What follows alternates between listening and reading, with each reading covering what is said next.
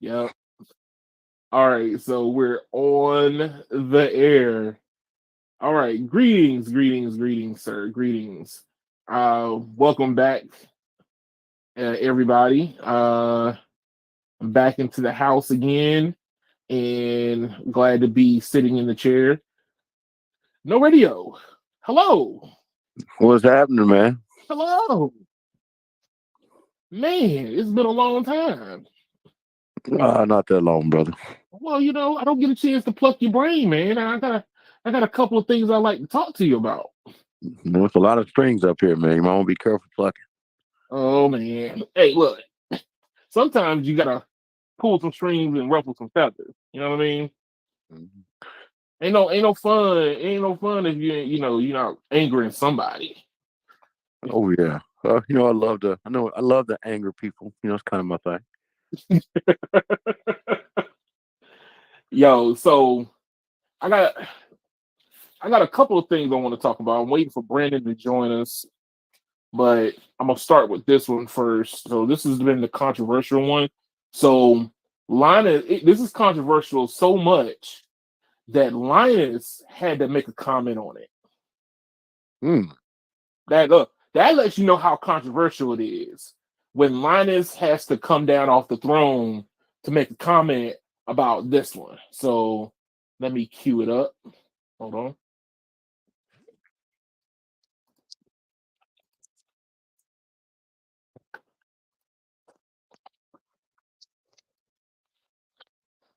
So Linus and a whole bunch of other YouTubers are mixed bag about it, but the internet really didn't like this. So YouTube Premium Family Plan went up. I got the email, but the whole controversy was they were thinking about putting 4K behind the paywall also. Now, I do pay for YouTube Premium. I take it you probably do too. Well, no, you don't. You don't. I don't, No, but you for don't. a very specific reason. But Would you like to talk about the specific reason, sir? personally, for me, the, uh, I'm a music guy. You already know this. Yeah, I know this. Music is priority. Music is life.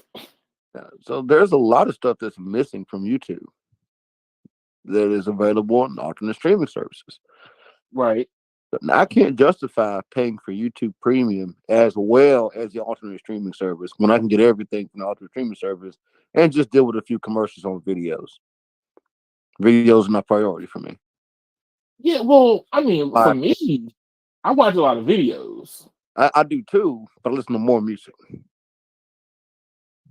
And if you're Hmm. missing whole albums from artists, I can't get jiggy with that. Mm.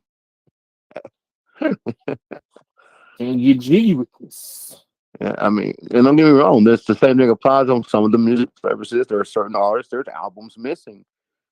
But I go where what I need is available. And YouTube is just not it. And a lot of times you get low quality versions on YouTube. That's another So issue. okay, so where do you go at to get your content in? Well, my music content at the moment is Apple Music, which has its own Mm, problems, but typically quality is not one of them.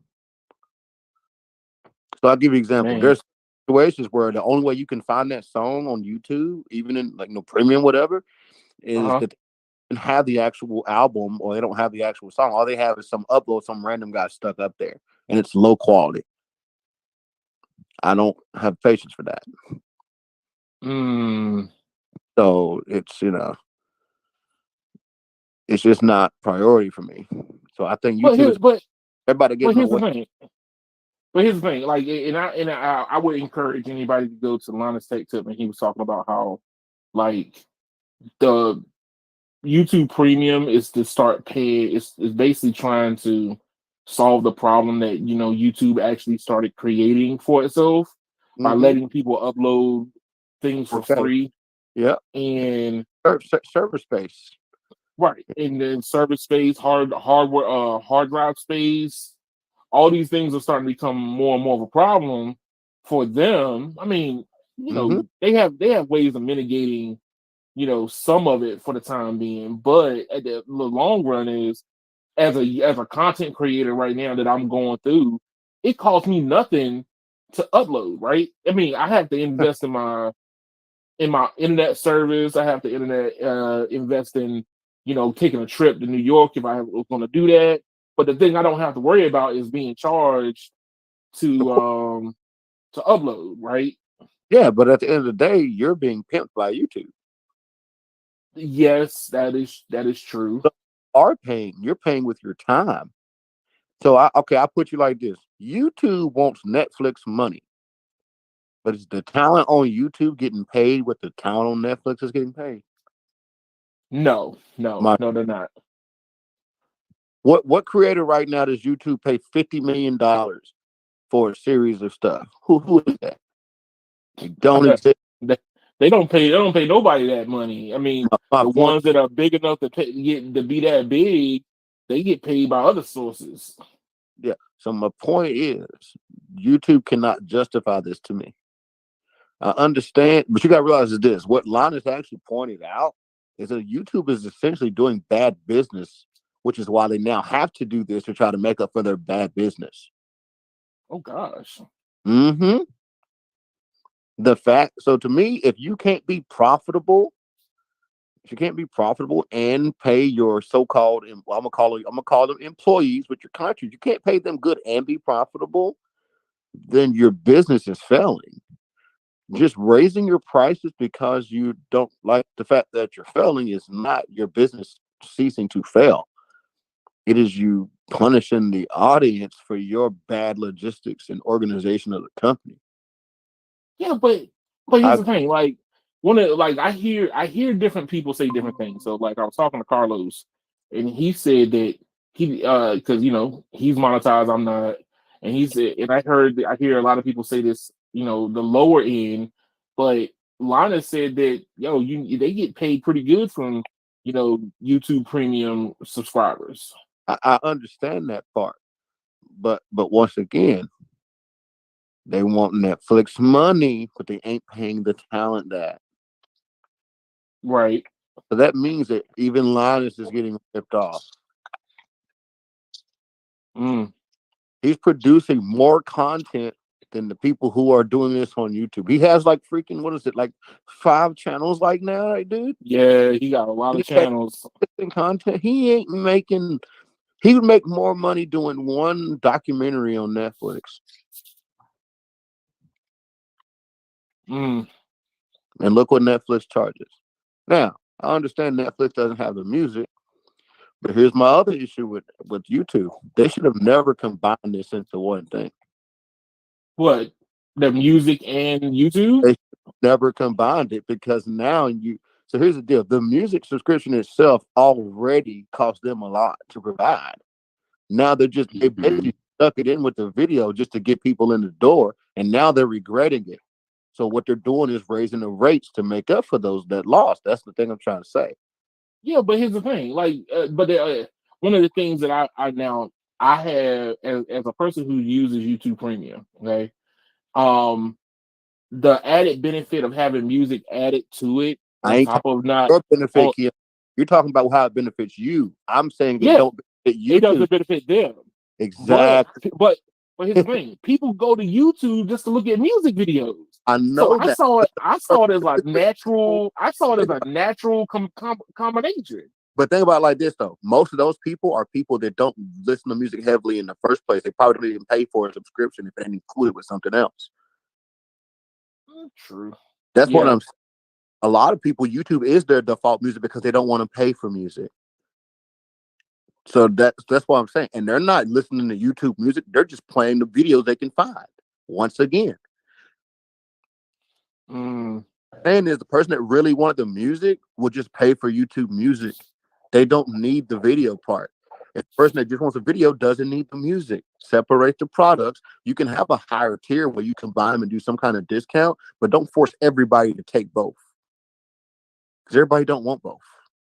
But no radio at the same time, most of those people that already just use, uh, that are already on YouTube are don't really care because they're using both. Some people use more YouTube than they actually use the regular streaming service and regular TV. I'm not talking about a TV. I'm talking about on your phone when you're using Uh-huh. your phone device and your mobile. The average person who wants the music really bad is probably subscribed to a music service. For the rest of the population, the music you find on YouTube is just a free side effect, not the intent. No radio. You're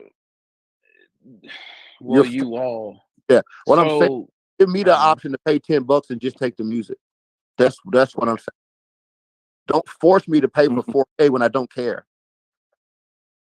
But here's the mhm. thing: more people like my thing is I think that they should put the 4K behind the paywall because a I lot of agree. Yeah, people don't use 4K on their cell phones, and if exactly. you access 4K Yeah. on your phone, you're But kind of what I'm saying, cuckoo for Cocoa Puffs anyway. but what if I only signed up for the premium because I don't want commercials and I want the music, and now you're gonna raise my price and you're gonna tell me because you're giving me 4K that I didn't want. I mean, how do you That, justify the cost? that's what I'm saying. You're justifying the cost to me for something I don't want. That's like if somebody tells you, "Hey, your car's gonna be an extra 50 grand, but we're gonna give you all premium even though the car don't require it. Give you premium gasoline. Like the car runs fine on 87. Yeah, but don't you want this premium? No, I don't. I just want the car. But I you know want that what? No radio at 93. the end. But you know what? At the end of the day, they really don't care about the 4K because if you really think about it, the ads already pay for the 4K.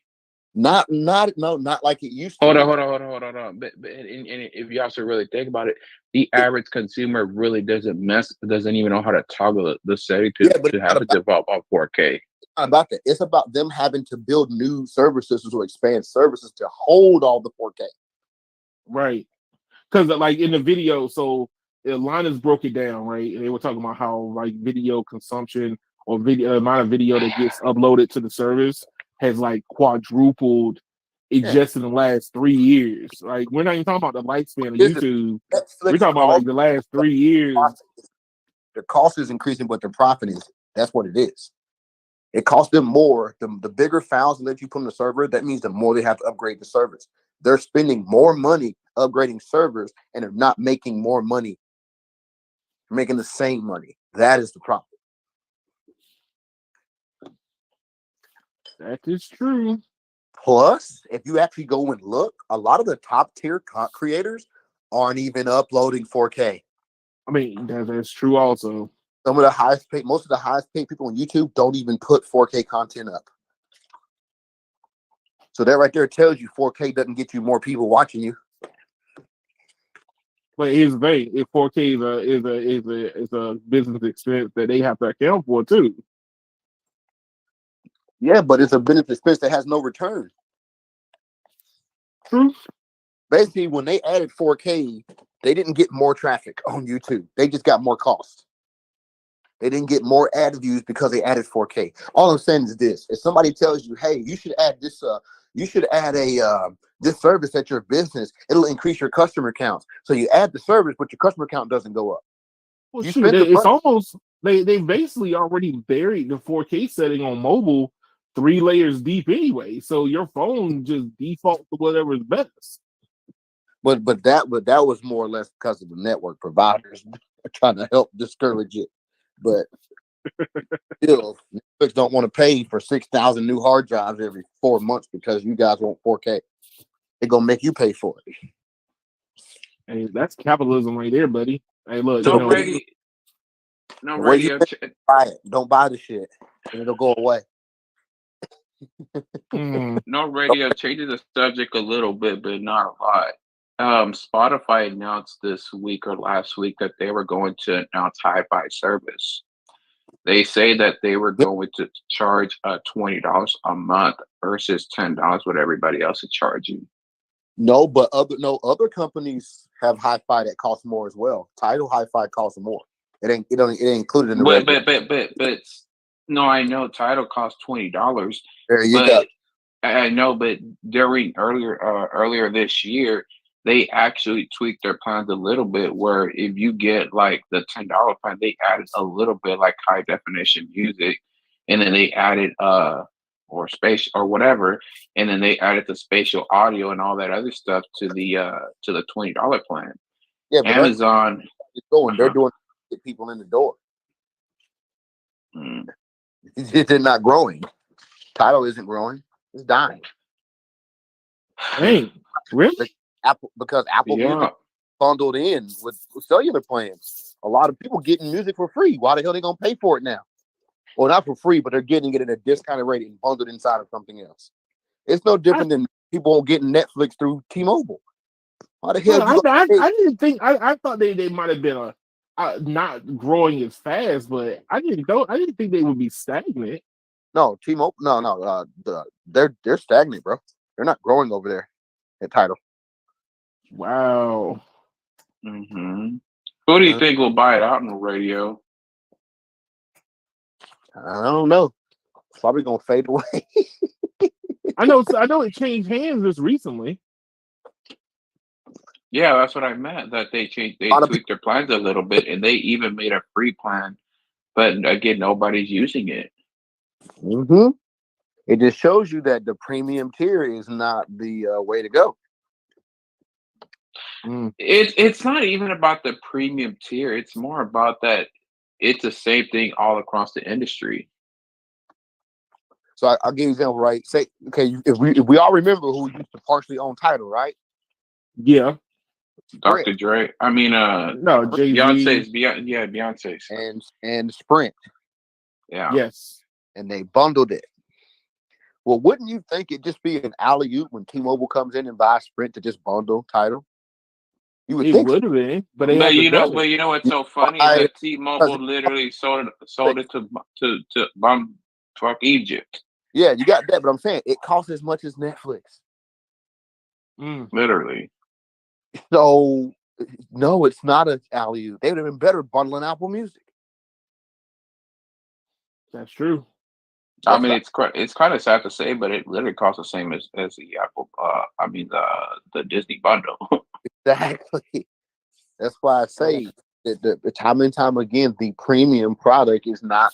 Hell, look at Verizon, the premium network provider. They're losing customers, not gaining them. Oh! Sweet segue. Oh, that's a great segue, sir. Hold on a second. The premium pack bringing them in like it used to. In any field, people want a deal. They don't want to pay more money. That's they segue. all cost the same. So in all reality, they all. And I would bet that like 95% of all the traffic on YouTube is on mobile. Yeah, I would say so. 100% is not a factor. It's not a factor. I would say so. Yeah. So to stick with that, because I wanted to talk about the earnings for the most part, but not just the earnings in general, but overall the encompassing of 5G and what I call the 5G Cold War. Because number one, a lot of people don't know what's going on. I talk to customers and they're like, I see the 5G logo, but what is it and who knows? And it's just another G. But if you're not really paying attention to what's going on, what's happening, right? So you got Verizon over here losing customers. AT&T's gaining customers, but they're gaining because of FirstNet. They're gaining subscribers because of FirstNet. Because there's another article I dug up.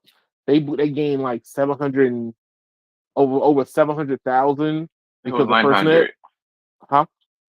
Oh, why I saw that AT&T gained about 900 something in yeah, overall, but FirstNet was the main contributor to this. So here's the thing: I think that if AT&T didn't have FirstNet, their numbers would be low also. Also, keep in mind they're also gaining customers on the fiber side since they're now expanding finally. I don't count fiber. I do not count their Wait, fiber industry. hold on. But the fiber is advertising the 25% off discounts. Yeah, but I still don't count it because it's nowhere close to where a whole lot of their subscriber base can even take advantage of it. It's in No, at it's in all. it's in what I call small segments of the nation. Right? I mean, come on, bro. You know, Comcast and Charter have a bigger footprint. Yeah, then So they chose to. yeah, so that's what I'm saying is for AT&T to want to bundle it. I mean, like it's like a needle in a haystack. You have to be in an AT&T market to be able to take advantage of it. Yep, and you're least likely to be in one of those. I can tell you this much: AT&T's not it. AT&T Wireless is here, but I don't have access to AT&T fiber. Me neither. I think Brandon So just got it in his neighborhood. I'm gonna stick with my coax. but I here's the thing. Like my thing is this, right? And no radio. We had a conversation about a week and a half ago about what Verizon's like for the fourth dimensional chess was going on, right? Like they spent a lot of money heavily on millimeter wave. They are trying to expand the network fast, and then they'll eventually come back to the customers, right? They'll eventually come back. AT&T took it a different way, which they're going after the customers, but they're not really heavily investing in their network as fast, right? Can I say this? What's up? We have the worst plans ever in Plans? America. Like What do you mean? we have 5G on every damn plan, but we can never utilize the video quality of it. Uh, Because that's money.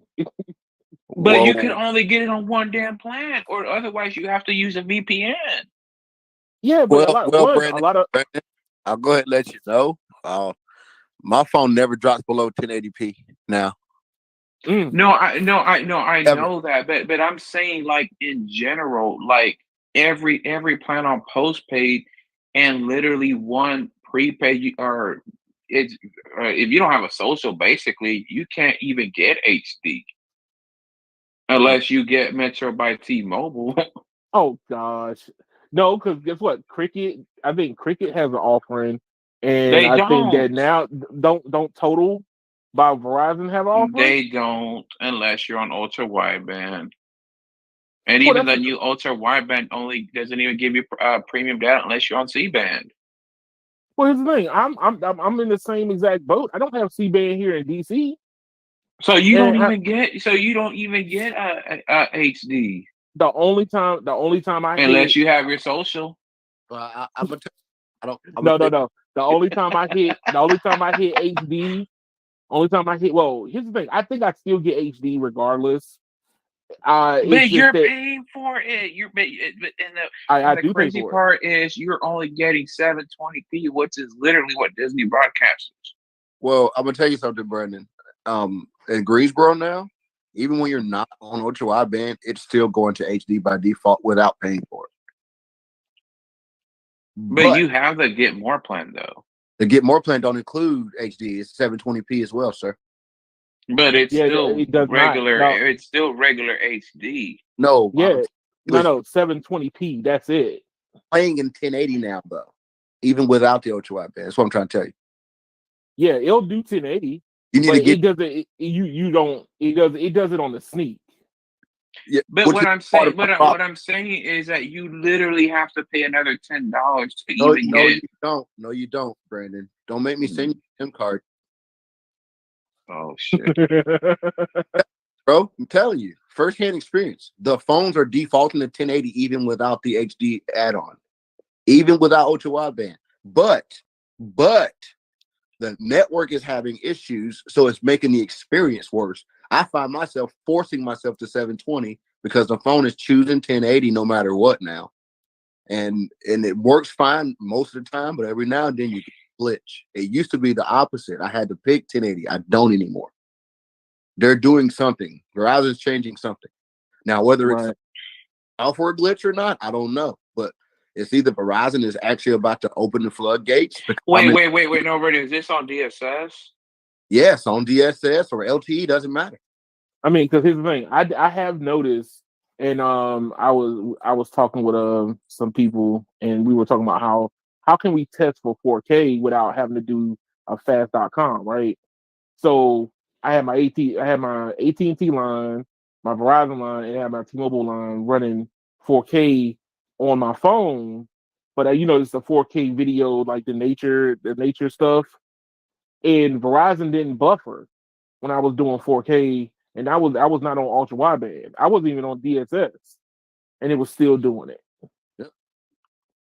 So that's what I'm saying is I think that they block it on fast.com because it Yep. directly measures it. But if you're watching video, like if you're legitly watching video, it gives it to you. That's like Brandon. I just told you the other day you can't trust fast.com anymore. You forgot that? No, I know that, but I'm saying like 1.8. AT&T said 1.8 on fast.com, yet I can play 4K with no problem. No, I know, but I know we've seen that before. But I'm saying like every website, like, it seems to be different. Like, for example, if somebody has a 480p video stream limit, then that's what most plans offer. Sometimes YouTube could get by with 720p Yeah. because But of the compression.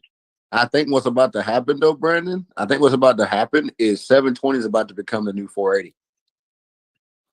I agree. I agree. I agree. I really do. I think they're gonna move the bar because even the prepaid plans are getting 720 now. So I mean, Wait, which ones? shit. I was able to get 720p no problem on Metro without the add-on.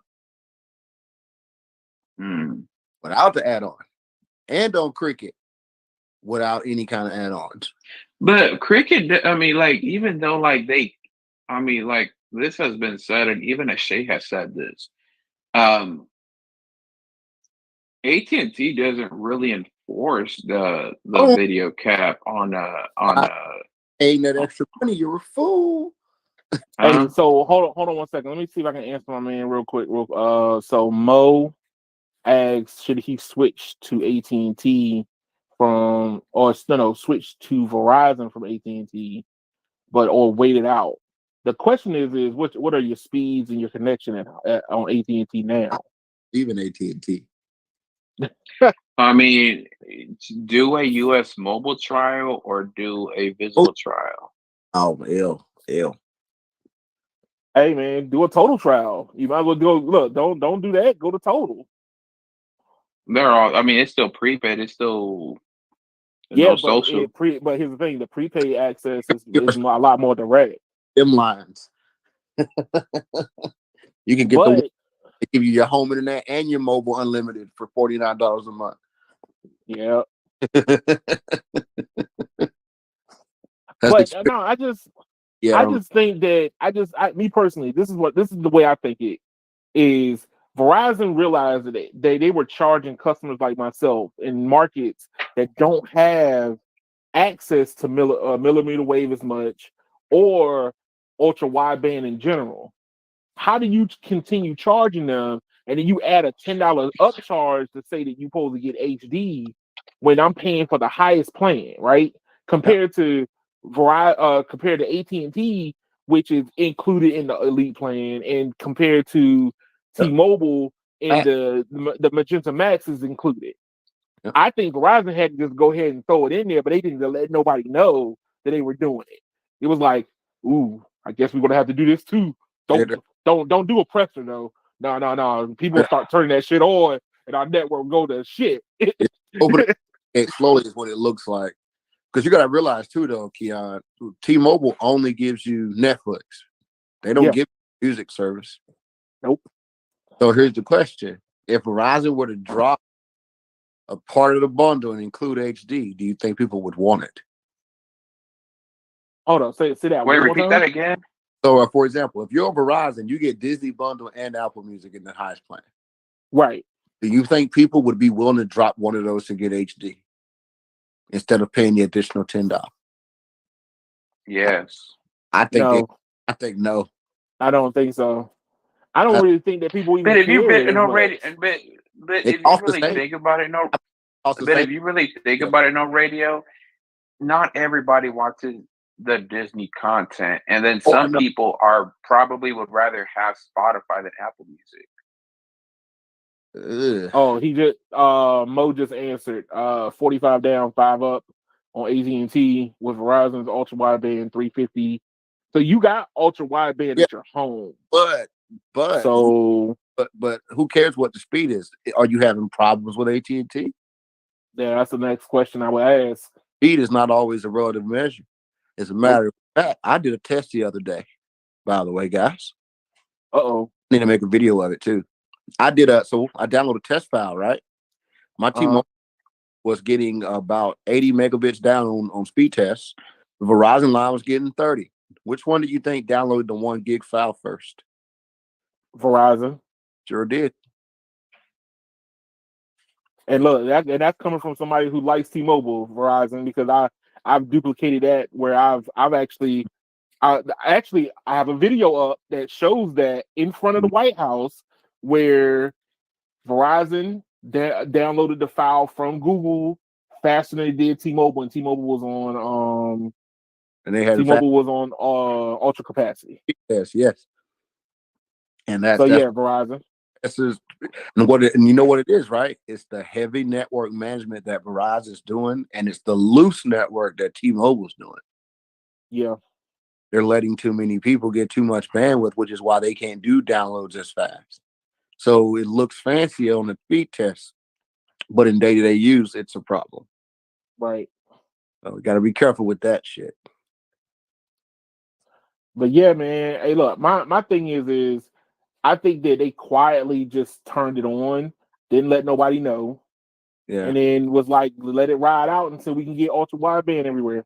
But what the problem is happening is, Keon, is you'll have a great experience, and then out of nowhere, you get to that one tower that ain't been upgraded, and all of a sudden you're buffering, and you got to drop back down to 720, and it won't. And that's what I'm seeing happening. So I'm like, well, I think it's almost like in the core or something. They turned on, like, let the video go, but the area isn't done being upgraded, so it's just letting it run even when there ain't ultra wideband. It's something. Right.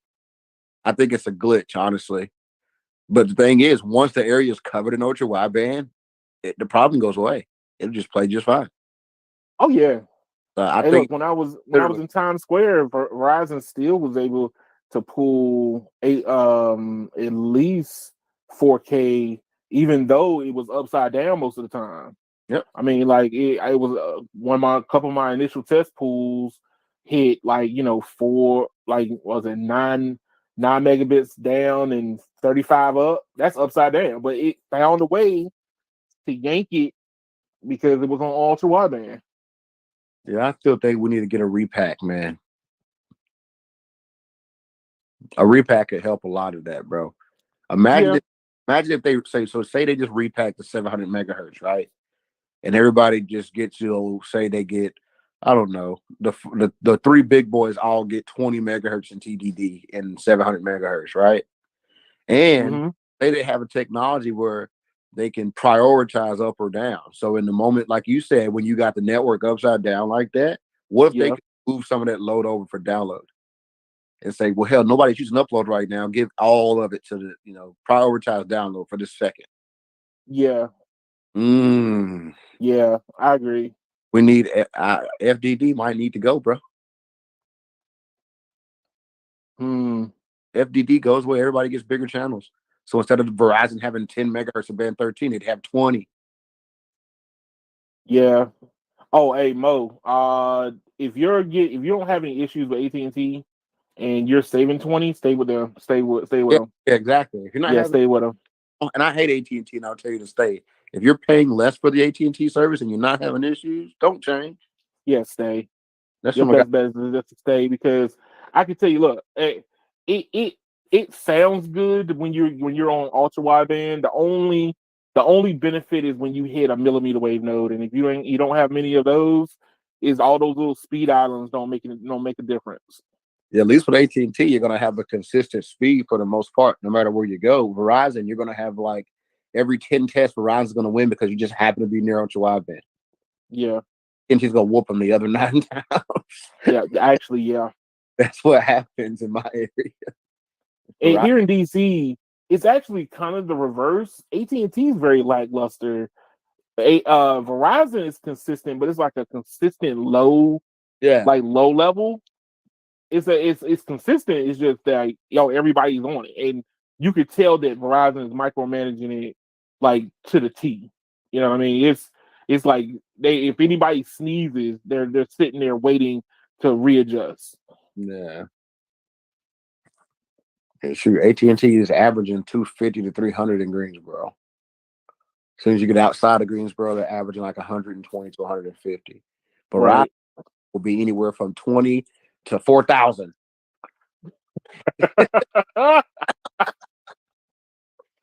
Yo, It's like that's crazy. 50, But 50, 50, 100, 4,000. 20, 20, 50, 50, 100, 4,000. yeah, but This is hold on, no Verizon. radio. But hold on, no radio. So with all this network joggling that we're talking about, here's the problem. Verizon is not showing that they can make customers happy right now, right? But it's People, people people want their service. They want what they offer. They just don't want to pay them. they're basically telling Verizon that they're overpriced. And I think that AT&T, the only saving grace AT&T had was FirstNet. Who That was hurting? government contract, it made up over 90% of what they, oh, not 90%, I would say 70% of what they brought in. The rest of it was on their basic consumer side was low. It was like Well, I still barely 300,000. both T-Mobile, and AT&T are contesting Verizon in coverage now in my market. I don't I mean agree. matching. I mean they're outrunning Verizon on coverage, Mm. and that is sad.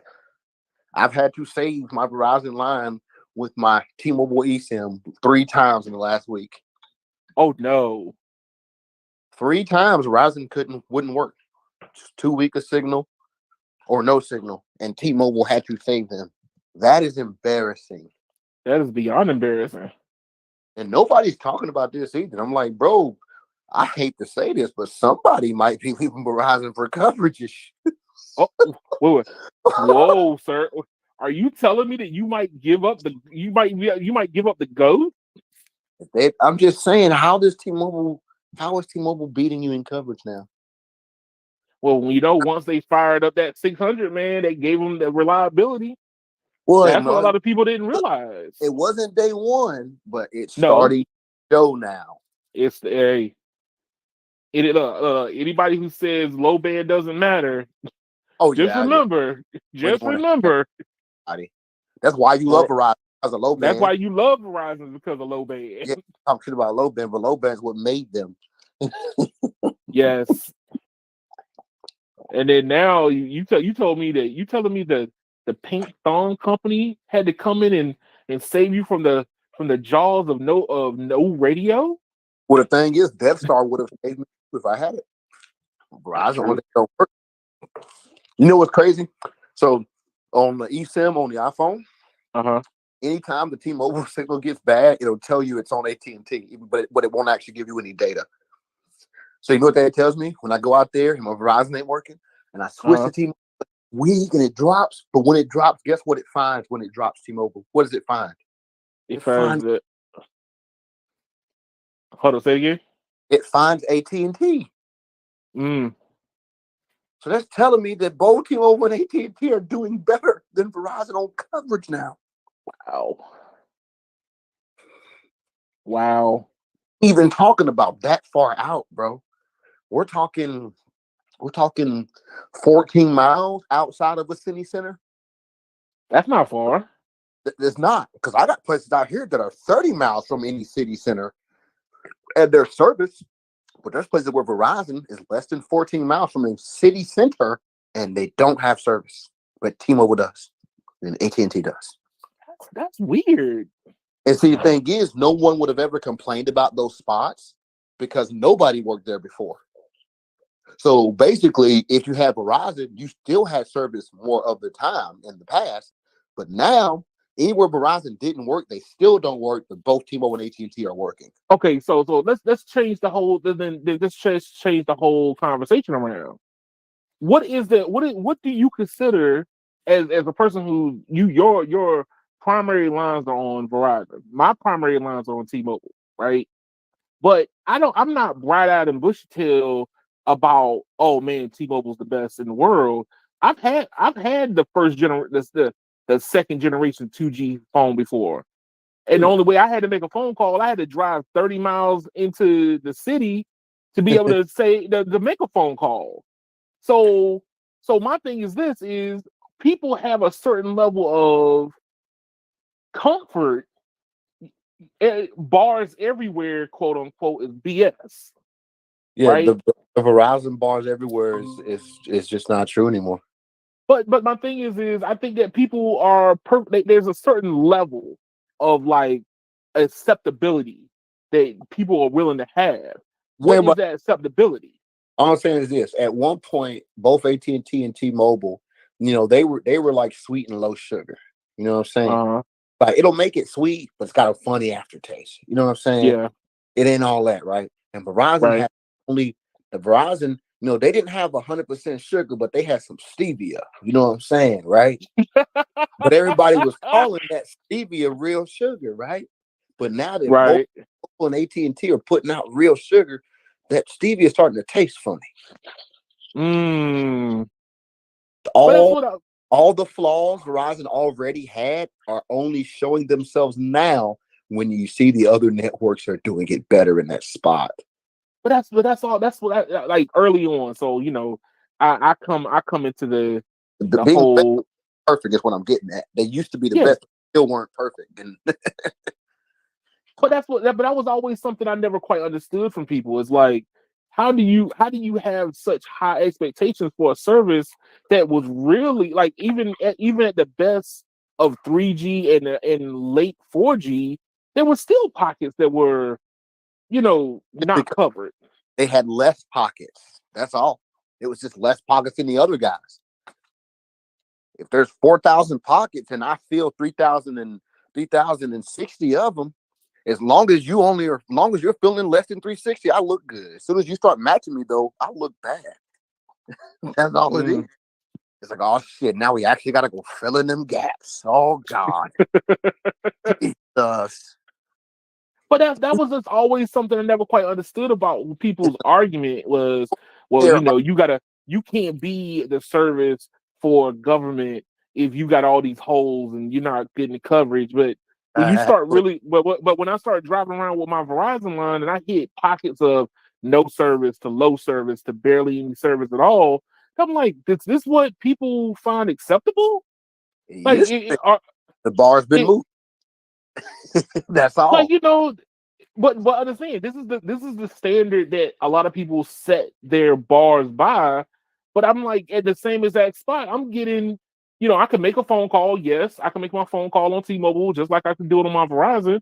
But I'm getting like 300, 400 in the same exact spot. I'm getting only 5 in with Verizon, and then they're Well, like, oh well, hey, I wish that was my complaint, though. That's my thing. I wish my complaint was I'm only getting 5. My complaint is I'm getting nothing. Because that goes back to the previous point. Speed test ain't everything. speed test isn't everything. I understand that. I understand. It's I'd just rather only get 5, but still keep signal than to get nothing. And Verizon, as of late, it's got pockets where we're getting nothing. Bro, I had the airplane mode my wife's phone last night because we were on edge. oh god. And we on Verizon, we were on edge, like not like when we were on edge sail. Yeah. I mean, we were so far from the tower for Verizon that it just barely picked up. And it got to the point where it wouldn't pull data. So I airplane moded it, and then it got to working again, but it still wasn't right. And bro, I might have been 2 miles from the city where the tower's at. That's not acceptable at all. because the sector doesn't point to where I was at, and they don't have a tower back there to fill it in. Now, with that being said, Uh-huh. T-Mobile doesn't have signal there right now, but guess what? The panels are on the tower. Oh. They just ain't on yet. Uh-oh. Uh-oh. And this is what I'm talking about. T-Mobile was actually co-locating and adding to new sites, and Verizon is not. They're adding C-band to a bunch of existing places, but they still have coverage gaps they're not filling. That 600 is literally making it better. And that's why I say, whenever I say I think Verizon is willing to lose this money, because I think even they know they're getting caught up in the coverage game, and they're going to have to dump in money in this network to get it up to par. Basically, Verizon not caring about losing customers is them admitting that their network needs work, and they're going to dump all the money in network. And they can't do both at the same time. They probably can get away with doing both financially, but they can't get away with the shareholders. They can't justify. They probably can't justify that to the shareholders. They can't justify aggressive network upgrades. They can't justify. But here's the thing. There were also reports talking about like Verizon is doing other cost cutting measures, right? Oh yeah, like why? Oh yeah, they getting ready to let a whole bunch of people go. Oh yeah. So here's my thing is Verizon. I feel like Verizon is the most embattled company right now. Most what? I mean, they're getting ready to let people go. They're losing subscribers to other entities, right? They're having a hard time retaining people and bringing them back.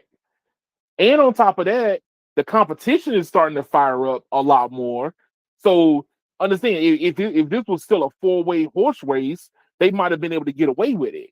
You know, when you literally had Sprint and T-Mobile trying to, literally cut each other's kneecaps to try to grab customers, then this might have just went underneath the radar and nobody would have paid attention to it. But now the switching pool is literally, forget a pool, it's a river now. And it looked like the river is flowing away from Verizon. Yeah. I mean, that's what I'm starting to see now.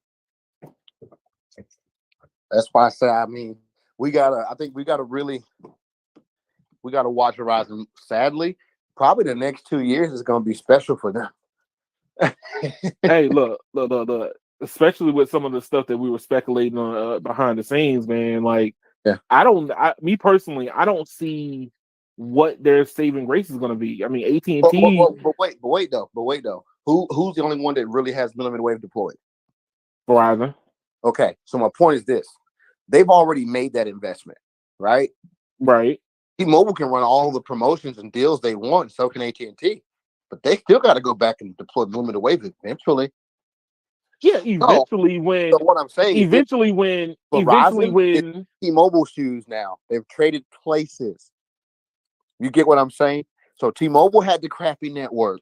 T-Mobile had to play from behind. T-Mobile had to improve the network. And now after they've improved the network, they're now going for the customers. That's what Verizon is going to probably have to do. They're going to have to take these losses, slide back in the box, slide back in the back of the line for a while, build the network out. And then when they're done with spending all that money, they can go aggressive to the customers again. That's why I say people are expecting Verizon to be aggressive in the network and on the customers. T-Mobile was aggressive on the network and the customers. T-Mobile kind of did 50-50. They didn't do 100-100. But here's the thing, though. Here's something that I just came back from New York, and I'm doing my speed testing in Times Square. Okay, and I talked to some of the people in the community, and the first thing they tell me is, well, there's millimeter wave in Times Square, and I'm like, but I didn't connect to it. Yeah, but it ain't I wasn't. I guarantee it ain't enough. Do you know how much you would need to solve that problem in that area? How much millimeter wave you would need? Oh, dog, you would have to have it literally in people's back pocket to solve that problem. That's why I say, to me, New York is the worst case scenario. That's why you can't use it. But what I'm saying is, but here's the thing: if you I'm if not. you say that Verizon has invested millimeter wave, is Yes. their investment in millimeter wave, it didn't show. It didn't show in You're that not, crowded area. but no, because you're trying to act like millimeter wave is a one thing solution. Oh no, Remember, I don't think it you is. gotta have the whole layer cake. Verizon has the top of the cake. T-Mobile has the middle of it, and AT&T is somewhere in a gray area. Okay. Right. Once Verizon has the middle layer, they're now on top again. You see what I'm Mm, saying? T-Mobile still hasn't. What I'm saying is this: Verizon already did an extensive build out of millimeter wave across the country. Okay, they're going right. back now for the mid band. T-Mobile has only built the mid band and not built the millimeter wave. Right. You see what I'm saying? That means No. in the scheme of things, once Verizon builds that mid band, they're ahead, Mm, and T-Mobile is still behind because they're still not building millimeter wave. That's what I'm saying. I'm not I see. saying millimeter wave solves all problems in one trick. I'm saying they for the most part in all the major cities have a fundamental part of the network built out already that they don't have to go back to. So here's the deal. T-Mobile run all these aggressive deals on pricing and stuff, and when they Mm-hmm. start building millimeter wave, they're going to suffer because of it. Because they gave out so many aggressive deals and spent money acquiring customers, and now they got to figure out where the money's coming from to build the millimeter wave. So T-Mobile will have a Mm. bunch of customers, still be less profitable. Oh, here's the thing. But let me ask you this question: with us knowing about millimeter wave and understanding the new technologies that are afforded to the companies when they end up going full 5G, do you think that millimeter wave is going to be as important as it's going to be in Yeah, the next couple years? it absolutely. Hey, bro, I rather have I'd rather have 1,500 megahertz total on air than 200. True. Say you come back to the Carolinas, right, and you Uh huh. roll up into Raleigh, and in Raleigh, Verizon's got 800 megahertz of millimeter wave, and they've got the C-band covering the whole city. Who do you think is going to perform better, them or T-Mobile? T-Mobile with nothing but mid band. Who do Now you think is going to Verizon perform is better? That's my point. So what I'm saying is Verizon is. Verizon losing the customer, but they're building the network. T-Mobile is slowly expanding the network, but they're not necessarily expanding capacity anymore. But they're adding to the customer count. They're going to But become the new Verizon. They're going to here's the have thing. more customers than they have bandwidth on air. They're So going to let me be ask the you. new Verizon. They're going to be So big, have a lot of customers, and they're going to be the slowest because they added all the customers and no bandwidth. but here's the Verizon, thing. no, What about Verizon and not changing their pricing? it doesn't matter How to them. how do you Doesn't bring? listen. It doesn't matter to them today because they're choosing to be ahead on the network instead of the customer. Okay, What you see what I'm saying? So I see what basically, you're what I'm saying. saying is Verizon's going network first. T-Mobile's going subscriber first. But the problem is, once whoever ends up with the most subscribers is going to have the slowest network. And then Hmm. on top of the fact that what I'm saying is this: the only way T-Mobile can maintain any kind of lead on Verizon is if they start building millimeter wave now, and they're not. They're instead choosing to be aggressive with the customers. Hmm. That's all I'm saying. And the only reason why AT&T has gotten away without having mid-band or millimeter wave because they got so much freaking bandwidth now. At the time when I'm on AT&T, I got 40 to 60 megahertz, and that's without DOD and C-band. That's Yeah, without it. that's what Bro, that I is got true. I got like 40 megahertz of low band on AT&T right now. Good God. Good God. I got band 5, band 14, band 29, band 12. It's 40 Man, I'm megahertz of surprised. low band. I'm surprised your phone didn't wait and fall out of your pocket with all that low band. All I'm saying is that AT&T is getting away with it because they're in a happy median. They don't need the DoD and C-band as much as Verizon does. AT&T needs millimeter wave, really, to be honest with you. If Hmm. AT&T want to do anything right now, it might be millimeter wave. Like they might want to get started on that. Even if they start with just macro. just putting it on macros. Hell, Verizon's putting it on macros out here, and it works. Instead of it reaching 1,000 feet, it's reaching 1,800 feet, 2,000 feet because it's on the macro. But you know what? It's that I believe that they're doing that same combination where like T-Mobile is going to combine 41 and 71 together. You combine mid-band with millimeter wave. You could push millimeter wave further. Exactly. You could push it further because you don't necessarily have to communicate back on millimeter wave. You just got to have something that can go back to the tower. And what's the only thing that'll reach back to the tower at those distances? Mid-band. Yeah. But all I'm saying, bro, is that Verizon is going to keep losing subs, and they don't.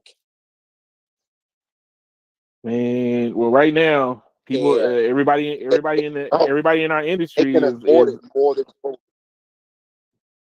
they're crying about the pricing. But once again, Verizon don't need the money. Verizon is worth 3 times what T-Mobile is, if not more. That's totally understandable. I'm talking about, but here's the thing: this is perception, though. If T-Mobile loses 50,000 people, that's a problem. They lose 100,000 people, that's a problem. If Verizon loses 100,000 people, they still have more subs than T-Mobile, and they still have more money than T-Mobile. True. They're not.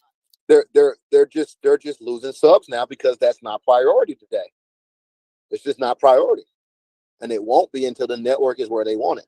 That's why I say I'm not happy with how Verizon's performing now, because in my market, it's having some issues, and it mainly stems from C-band expansion. The C-band is actually making the network perform worse as far as experience, but it's better in speed tests. Boy, really? And I think that's more or less. Yes, you're seeing speeds are throughout. The speeds are out of this world, and the network is less reliable. I would have never thought that. But if I were using speed test as my measuring stick, Verizon's doing amazing. But if I'm using, my shit buffered again as my measuring stick, it's buffering a lot. So you're saying that as they got fast, because I remember you saying that. You said that as they got faster, your videos gotten slower. Yeah, it's getting worse. Buffering more often. It's freezing. It's failing to download stuff. It's doing all kind of crazy stuff that whenever I can only get 5 down, it was better. You know what? It could be the architecture they're using for 5G. Because it's NSA. Because the inherent problem with NSA is that it literally splits the data. Like you could route a majority of the data to go through the 5G if that's what you wanted to do, but I think it's the splitting of the data is what's causing the problem. It gives you high throughput, but the problem is when it's time to really get down to business and do something, it hesitates for a second. It doesn't know, should I pull majority of my data through 4G? Should I pull it through N77 and 5G? What's the best scenario to do? And it sits there and thinks about it for a second. That's what I think. To me, Verizon just needs to finish the C-band deployment, and they need to readdress coverage again in my market. They need to go back out there and reevaluate some of that last mile stuff, because it ain't big coverage gaps. It's like 1 mile here, it doesn't work. 1 mile there, but there's a whole lot of those here and there's. There are here and there's everywhere. It's like, where did all these here and there's come from? And damn. But here's the thing: before the merger, did you ever notice that before? Like, did you personally ever notice it? Whoa. So remember, you said you're talking about before T-Mobile merger? Yeah, before the T-Mobile merger, I wasn't on Verizon, no way. The reason on Verizon before is because it was always congested, because everybody was on Verizon. So my market, remember I told you, the perception was you had to have Verizon. Right. Because even though they weren't perfect, they were better than everybody. So everybody had it. So it was the slowest network. So I'm gonna say around 2017, AT&T got decent enough for me to switch to AT&T. And I stayed on AT&T because it was never congested. But before 2017, AT&T was just as bad as T-Mobile as far as coverage goes in my market. It was terrible. But around 2017, AT&T started getting good, and I jumped ship. And that's why I told you I could ride around 2017 and get 100 down everywhere on AT&T. It didn't matter where I was at. On Verizon, you was lucky if you was getting 1 or 2. And I'm talking I about you're in just the town getting 1 and 2. Hell, even T-Mobile will be getting 70, Verizon will be getting 1. And this was when I T-Mobile only had band 2 and 66. I'm just trying to figure out like from a consumer standpoint, what are people acceptable? Like, what is acceptable coverage for the average individual, right? Like, Acceptable for me, I go to more random places than the average person would. right, and I do too. I And mean, my I'm day-to-day in job, neighborhoods I'm in exactly, weird neighborhoods all the time. exactly. You don't work a regular job when you travel the same path every day. You go to the same location every day. So for you, you're fine. For me, I could be 40 minutes this way, 40 minutes that way. I'm all over the place and I'm doing that all day long. So whereas most people only get the snapshot of their daily route, I get 3 counties of worth of how the network is acting. I get 3 counties of it on a daily basis, Right. riding all over. So I get to see that spot that you never go to. So if you have Verizon, you never know that spot exists.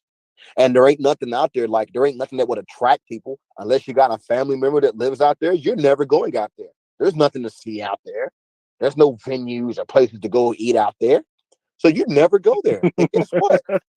That's not all. It's not off a main road. It's back roads, meaning only people who live there drive out there. So unless you live there, that coverage gap doesn't exist to you. That's It true. literally doesn't exist to you. As far as you're concerned, you always got sitting on Verizon. But you know what? Because I have these conversations with customers, and how do you tell somebody, hey, look, you know what, you should give something else a try, But or let's say if you were on the fence about switching, and what is acceptable for that individual, right? but like I You said, but know, we already know what's acceptable. Acceptable is, does it work in your daily routine and where you normally travel? That's what people right? find. That's what acceptable is. But for people like me, I don't have a regular routine. That's I could true. be anywhere within 3 counties on any work day. I wake up in the morning, I look at where I'm going, I'm going over there today. And then by the end of the day, I'm 40 miles the other way. Most people Right. they go to their office, or they go to their factory, or they go to their teacher, they go to their school. If they work at Walmart, they go to the Walmart. They don't go randomly in the boondocks out of nowhere. Only people doing that are tradesmen, plumbers, carpenters. They're the ones traveling to random places. People like me, tradesmen, and then people like Uber drivers. But Hmm. most Uber drivers actually mostly work in city areas. So even the Uber Yes. drivers probably aren't being out in rural as much as me. They're Yeah. still not. I mean, I primarily stay close to the city anyway, but that's a whole That's other because that's where the subject. money's at. That's Bro, where the you can't money even is. catch an Uber in Asheboro. You can't even catch one. Oh yeah, understand. There's But you here's the wouldn't thing: you when I work if you but go Uber here, you die of starvation because you wouldn't make anything. There's just no such thing, like you can sign up for but Uber here, but you ain't gonna get no rides.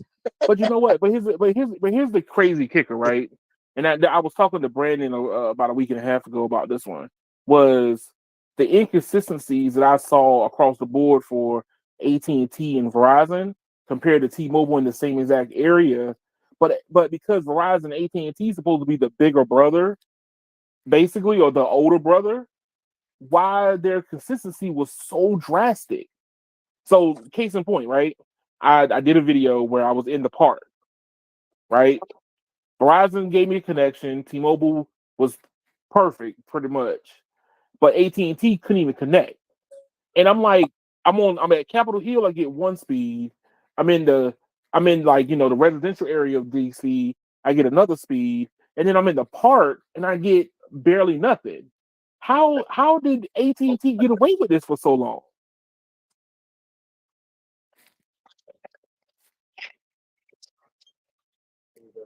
Or 189. April Fool's Day. I say it so much.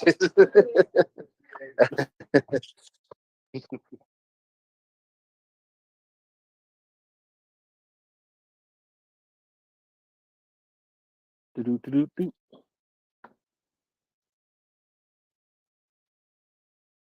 All right, so the radio is obviously making a purchase in the store. So let me queue up this next one while I wait for him to come back. I'm around, brother. I'm around. All right. But no, I was just saying in general, like I expected the older brothers, basically Verizon and AT&T, to have ubiquitous coverage in DC.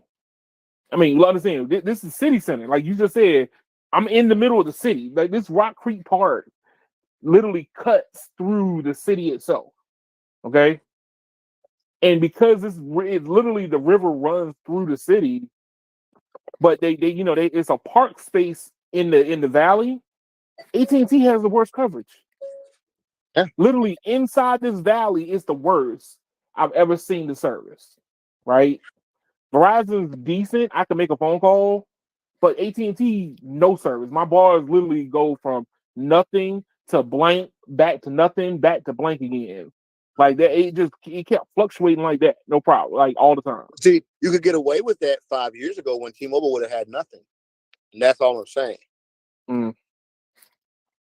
You can get away with that when the other. That's no different than if you look at if you look at sports leagues. Okay, if you're in the league, you might actually suck, but everybody else just sucks more than you, so you're the best now. But you go in another area where everybody's good, now you suck. Damn. That's all it is. I just never thought that I would see that myself. You're but only as good as your competition. Once your competition matches you, you ain't good.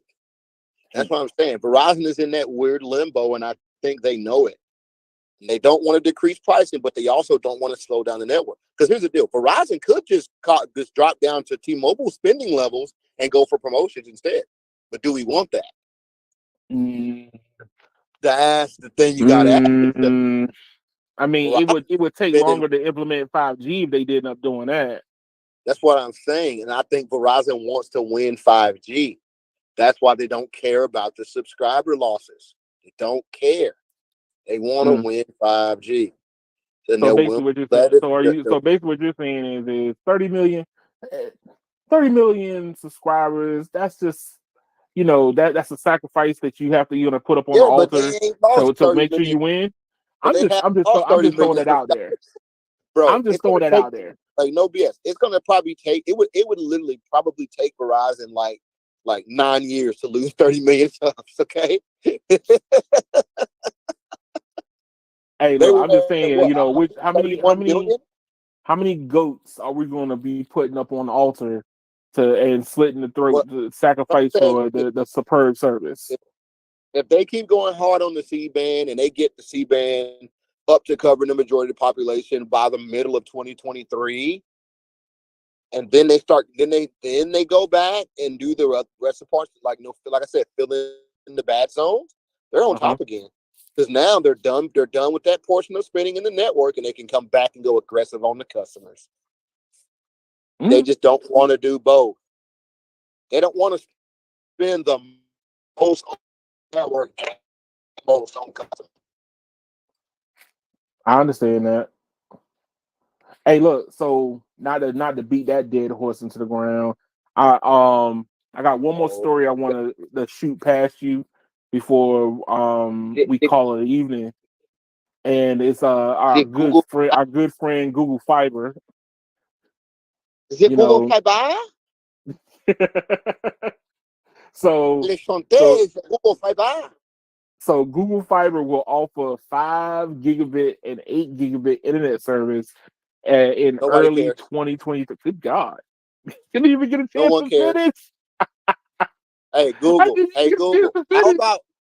How about give us some coverage with that fiber? How about that?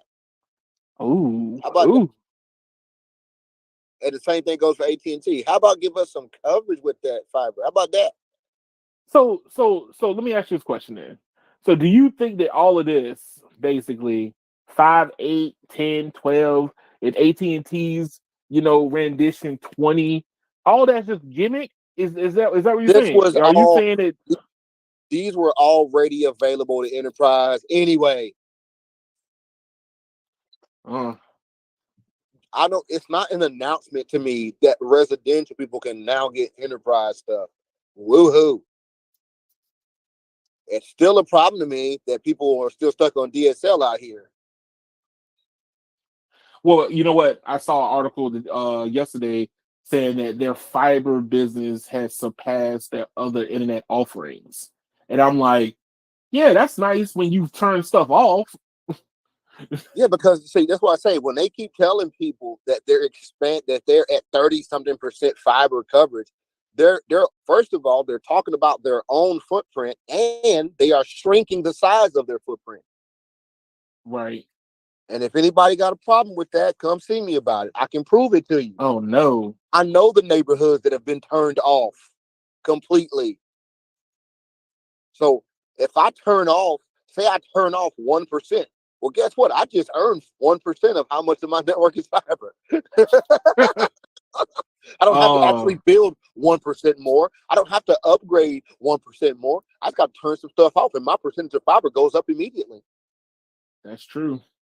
You gain percentage by getting rid of some crappy stuff. This is what this is. This is how AT&T lies to their shareholders. They make it look like they're making all this the same way they did the government in Mississippi or Alabama, wherever it was, pretending like they were building, but they weren't. They're doing the same thing Yo, to their shareholders. Their yo, shareholders yo. investing money, thinking AT&T is building all this grand network. Meanwhile, they're turning off parts of the network. Okay, now here's the thing. I was reading also that AT&T was looking to branch or create another company for their fiber business. Why would they do that? I don't care what they do, just build.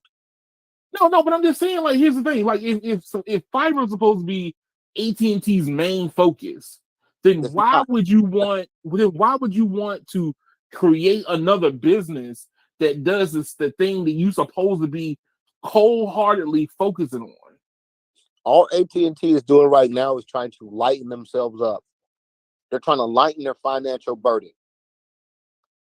And how do you lighten your financial burden? For one, you get more stockholders in by lying to them. And for two, you cut off any weight that requires you to spend money. Cut it off. That's what they're doing. Cutting stuff off.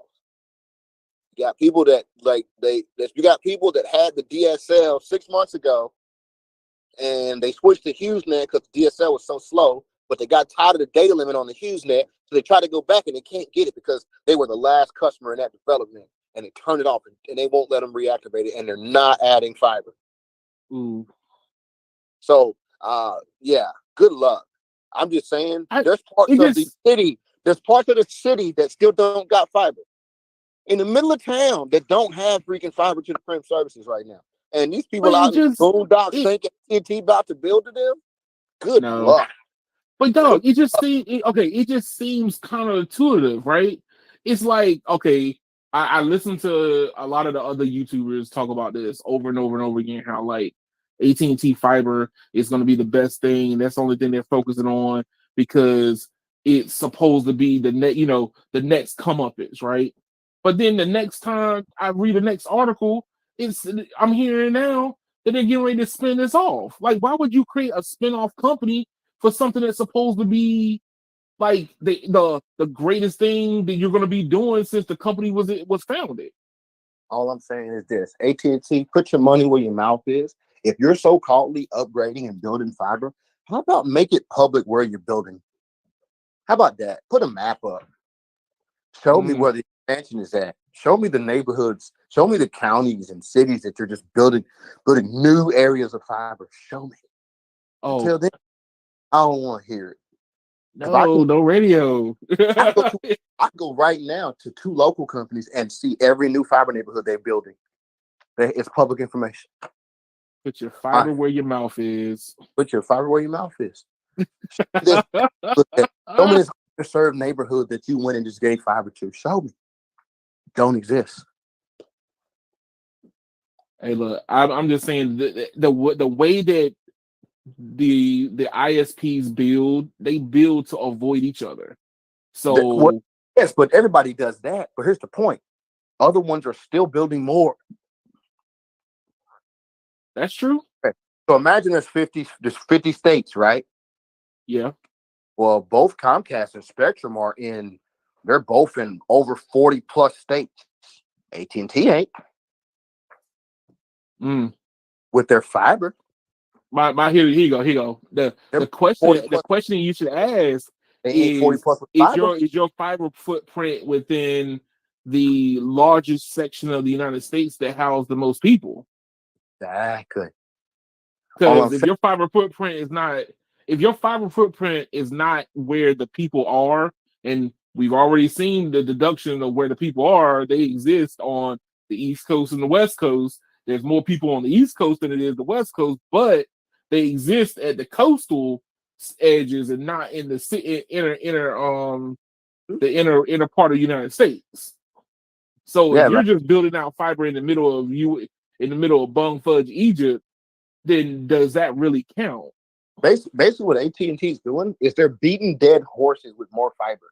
It's like, we ran fiber over there 10 years ago. Hey, let's upgrade that thing again. Hey, let's upgrade again. Hey, what about this other neighborhood? No, let's keep upgrading this one. Just keep upgrading this Wow. Wow.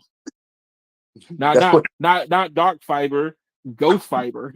They're not 100,000 miles. They're not building 100,000 miles of additional plant right now. They're just not. Man, so here you go. So then, what about Google Fiber? Do you think that they're just going to get into?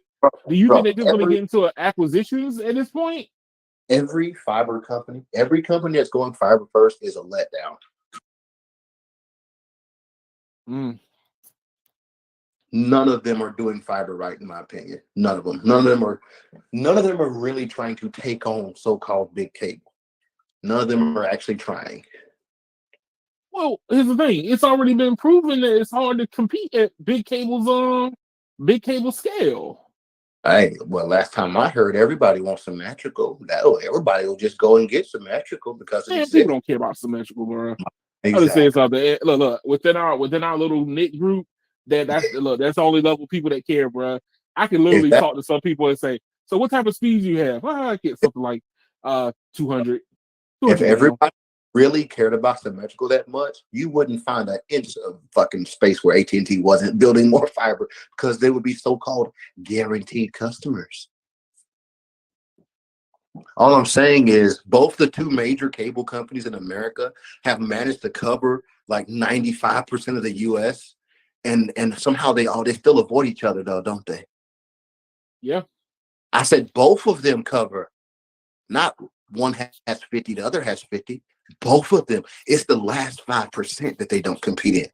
It ain't the last 20%. It's the last 5 to 10% that they don't compete with each other. So the areas where they're avoiding, that's a 10% margin. It ain't 50%. Right. Is there a whole state out there that only has one cable company? Like a whole state? It don't exist. Nah. My point exactly. Okay, but here's my thing: is it just because we're tech enthusiasts that we're starting to see these, weird offerings like 5 and 8 and 20 gigs, services, or are there actual people that's asking for this? I'm gonna tell you what I think it is. I think that the whole fiber companies, they've lost their steam and they need something to keep their name in the front. And this is just an easy thing to do it with. Instead of actually expanding, it's easier to say, hey, look what new thing we're doing. Hey, we got this new higher speed. But who's it available to? Hell, who's the old speed available to? That's the news we want. That's why the next time somebody tells me, oh my God, network update, AT&T now has 20 gig. I'm like, bro, I don't care about your network update if it ain't a new neighborhood with fiber. If it ain't an expansion, I don't care. I'm tired of it. I don't want to hear about another daggum speed upgrade. Tell me about a new neighborhood or a new city that they built. How about that? That's news. I don't necessarily think we're going to ever see that, because the amount of investment it takes to actually build out is something that you don't want your competitors to know how much you're spending. I'm just saying. I think that's what it comes down to. Well, the information that's coming out right now is that we're about to see symmetrical on Comcast next year. So good luck. Hey, look. Here's the thing with Brand. I wish Brandon was here, because Brandon's my cable guru. he's look. I have Comcast, and I didn't even know we were going to end up getting higher uploads. And he told me way before I saw the article for it. Yep. All I'm saying. But yeah, I mean, here's the thing. You know that I'm getting higher uploads because Docs is 3.1. So my take is I don't see AT&T doing anything except for saying that they getting ready to go 20 gigs. AT&T ain't building in my area. They're not building it. I'm like a I am a what? I'm a 40 no, I'm a 30-minute drive with zero traffic from fiber from AT&T. But 5-minute drive from a small company's fiber. Because the small companies here are outbuilding AT&T. Wow. And they put their map up. They show where the new neighborhood is. They say, hey, we're building over here right now. We expect this to be done at this date. Why isn't AT&T? Why ain't we seen an article yet about that? I ain't seen one. Has any other YouTube guys or community I've never seen it. I've never seen it. The person we know that gained fiber was who? Sneed? Yeah. He's the only one. He's the only one that I know that that was publicly talking about it. Gained fiber. Well, the rest of us ain't gaining it, brother. I'm just to the place now, like for Google, I'm still salty about the fact that Google cut. Sell it. Look. I'm still salty that Google cut, project, whether the Stadia. Oh right? yeah. But here's the thing: you're in a whole tougher industry when it comes to fiber. What are you going to keep offering 5, 10, 15, 20, 200 at in the next 10 or 15 years? But your footprint is not expanding. But here's the thing, though: they don't even got to run a bunch of new stuff to do that. They can just swap out the gear. It's not even the fiber itself. That's not a major thing. It's not a expansion is the biggest thing. Expansion is the thing. Expanding your footprint is the hardest. Because I guarantee you, when they built it in the first place, they built more fiber than they ever needed to run those neighborhoods. What is it? I think it's one. So right now, I think like one fiber has roughly like 28,000 megahertz worth of spectrum. A single fiber. Wow. 28,000 megahertz of spectrum. How many gigs do you can get through that? Don't get me to lie about it. A lot. We done seen 4 gigs go through 800. Wait, so I'm just saying, if you're operating multiple wavelengths on that single fiber, you can have so many freaking gigs going through that cable. It ain't like they got to run a bunch of new cable. But in your mind, I guess they're like, oh, they're running all these new lines. I'm like, no, they're going to a cabinet, swapping out equipment, and they're going back to a hub and swapping out equipment, voila, and faster speed. But all that doesn't do any good if you're not getting to people's homes. And I mean, here's the thing. I mean, you said it. A lot of other people said it that look like Google just gave up. Mm-hmm. Yeah, Google was supposed to come through and just destroy North Carolina with fiber. That was the talk. That was talk until you start actually doing it. They built in like 2 areas and then they ran for the hills. But hey, so this is the longest I've seen them stick to a project, though. You know how they say we're waiting on Jesus to come back. Waiting on that fiber too. Oh, that's so sad, man. Are you telling me that the rapture will come before Google will expand its fiber? Before it be some. That's sad. But yeah, man, I was just curious. I wanted to get your thought process on this one because I know that you dabble in the field of, so I wanted to see what your perspective might have been.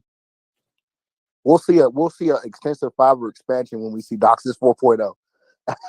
Oh God, dog, it's gonna be a while. That's gonna be a while. Come on, man. Look. By that time that happens, I'm probably gonna be on my, be on walkers and crutches. You're gonna be catching Ubers. bro. with the wheelchair accessible van. Hey, I've done that. I've done it. Not on Uber, but I've driven it. You go be in the back. Oh God, no! Don't say that. Don't say But that. at least you're in a major metropolitan. You got a better chance than 90% of the population. So, well, I'm gonna say 90% of the physical population, not literal population. Yeah. Now I want fiber, dog. I just know I ain't gonna get it. And if I do get it, it probably won't be one of the major companies. It'll be one of the small ones. My thing is the fiber that people are getting. Do people want it? That's the next question. Huh? Like like you said, you had people like, oh, I want this new thing, and they're getting it, and now they go back to the old thing. I Go mean, back. it might not be what you thought it was gonna be.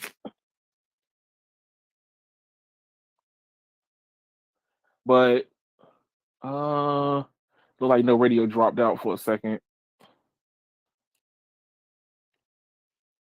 Let's see. Let's give him a second to see if he can join in back in.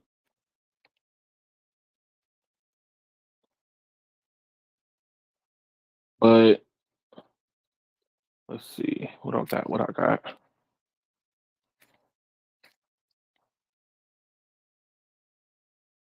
What I got. Do I got anything more on my docket?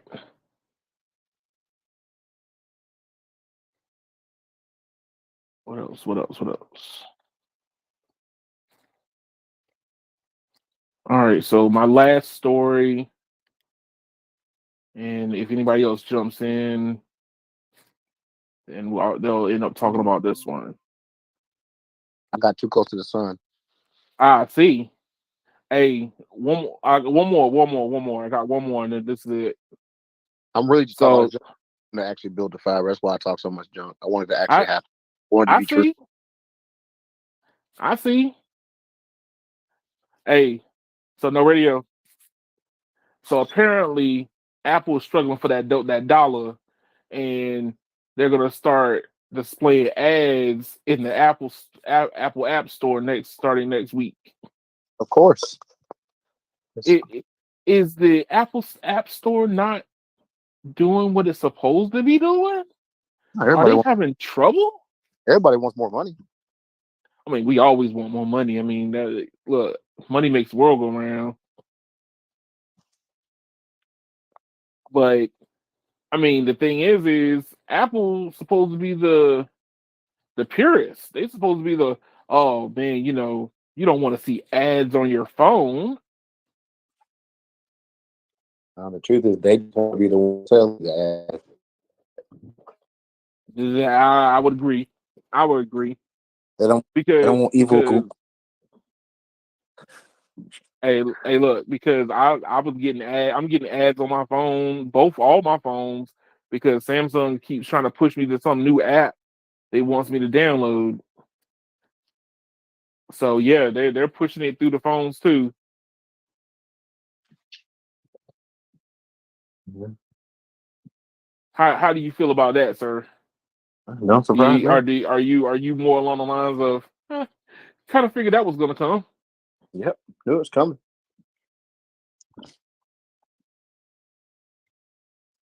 Knew it was coming. Don't surprise me.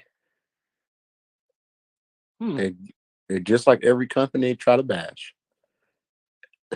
The pot calling the kettle black. Ain't no hate like self-hatred. Oh Lord. But I just didn't even think that they would actually get to this point. I did. I mean, I never thought it because I mean, look, they just grew their market share to over 50%. Why would you need to go start putting ads in if you're gaining more subscribers in a certain market? It just doesn't seem to be a Apple-y thing to do. You know what I mean? That's just how I look at it.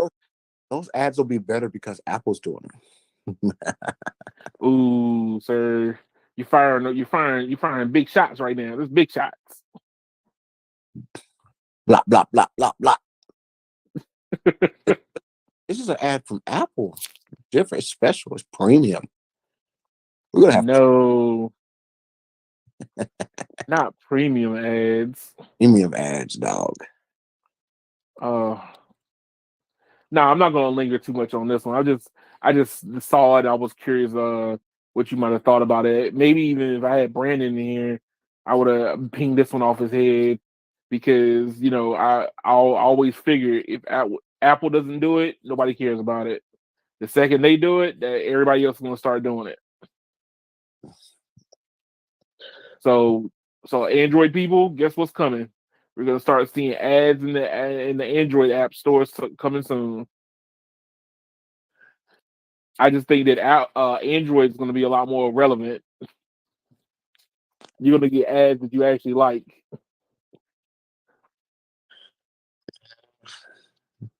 That's what I feel. But no radio. Thank you once again. Thank you for showing up. I greatly appreciate it. As always, your insight on certain things is greatly valued.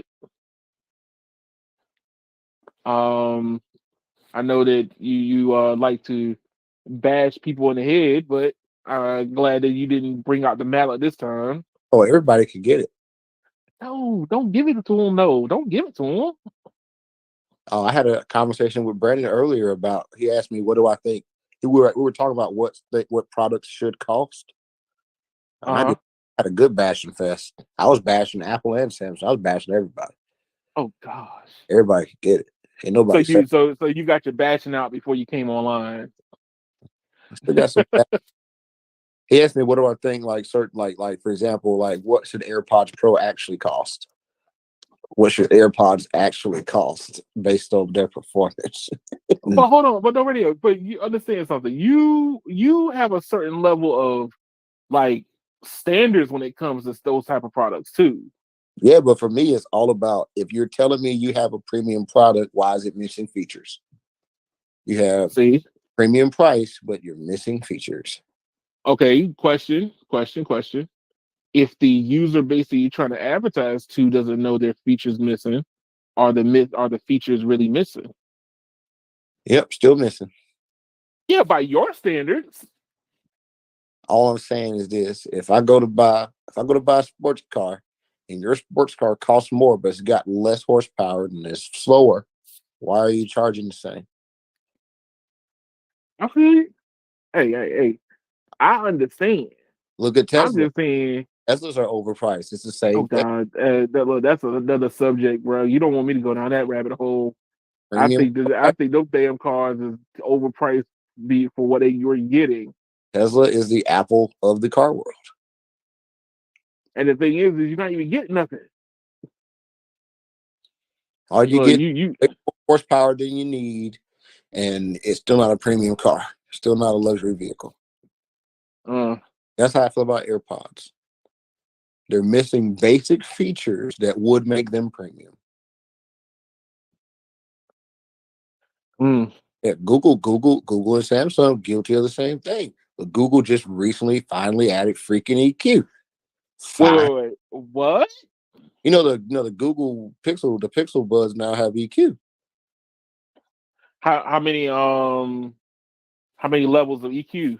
I don't know how many bands. For two reasons. Almost nobody's buying them. Dang. They ain't no radio. That's cold-blooded. I met one person with Pixel Buds, and that was a person that worked at the Verizon store. I bought a set of the older Pixel Buds, and I didn't use them. You know why? Because they stopped working, and they were brand new. Yep. There you go. They were brand new. Like I literally didn't even have enough time to get enough earwax inside of them, and they stopped working. That lets you know how new they were. Yep. There you go. That's crazy. Same thing with the Pixel phones. We finally got a true flagship Pixel. Took you long enough, Google. I knew, but here's the thing. I knew that was going to happen, right? I knew that, the first gen of Google anything is always going to be the buggiest one. Yeah, but we're now on fifth. No, we're on seventh gen. What are you talking about? Yeah, no. But the first gen of them doing their own processor, like getting away from Snapdragon. Well, to me, they should have never done it until it was ready. That's not, that's not how they do stuff. Could have took a card from Apple on that. Hey, look, they could have even went for better than that. Run, a Snapdragon in like a lesser version of their phone, at the same time. Saying they should have stayed with a Snapdragon flagship processor until theirs was ready. Period. That is a debate for another time, sir. Look, think about it, right? Even Samsung is still using Snapdragons in the US, even though they have the Exynos. Because we're a sensitive market and they know we will rebel if they put a lesser product out in the US. So that's true. They're not going to force us to Exynos until it can perform on par. Google should have done that. But hold on, but Samsung has a lot more to lose than Google does. If you wasn't pushing 10% of the market in the first place, you have a lot more room to experiment. Yeah, but guess what? Google will never have anything to lose if they don't go there. True. Would you have never wanted to have something to lose, or just use nothing to lose as your excuse forever? That's difficult to say, man. I mean, you can look at it from both of those standpoints, but the problem, like I said, the problem you run into is when you have smaller market share, you have the ability to think more freely, or you be more consistent. But when you are at the top of the heap, moving your boat 1 degree to the left is a very big degree. But how do you get to the top of the heap? Consistency. No, you actually build a top of the heap product. They wasn't gonna do that.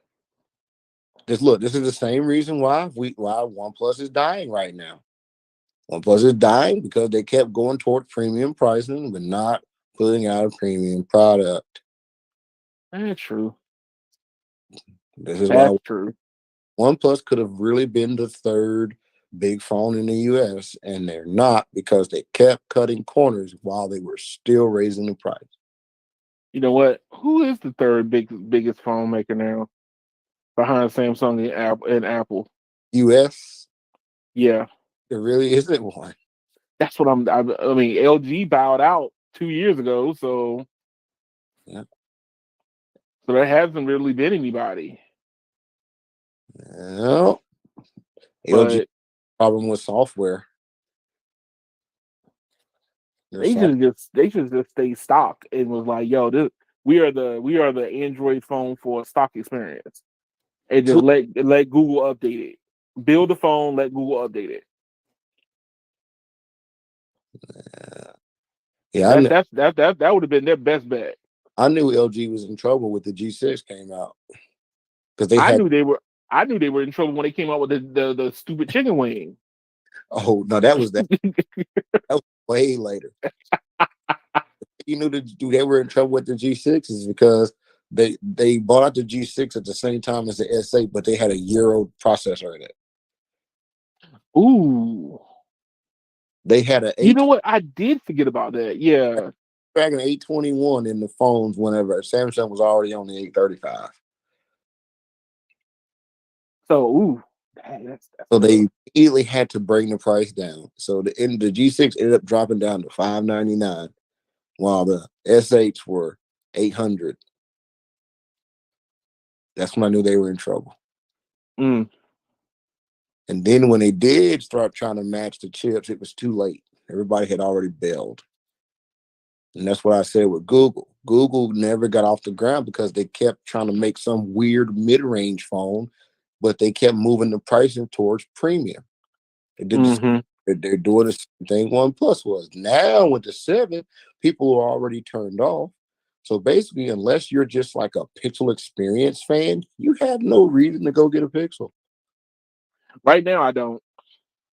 You know what? I want the Pixel experience. I want all the features that come with it. I mean, when I had the Pixel 4 XL, bruh, I mean, the using that phone on a daily basis was beautiful for me anyway. My brother-in-law regrets his Pixel 6 Pro. He regrets it. And I didn't even ask him. Mm. He said, man, because he would talk, he's talking about what his next move's gonna be on his phone. He's like, man, I wish I never got this Pixel, man. I'm having so many problems with it. I'm like, yup. Congratulations. But you know why he went with the Pixel? Because everybody told him he should. Hey, you decided to show up now? Dang, man. I'm getting ready to go. Ooh. EM Tech, he's like, yo, get me in here. I'm like, bruh.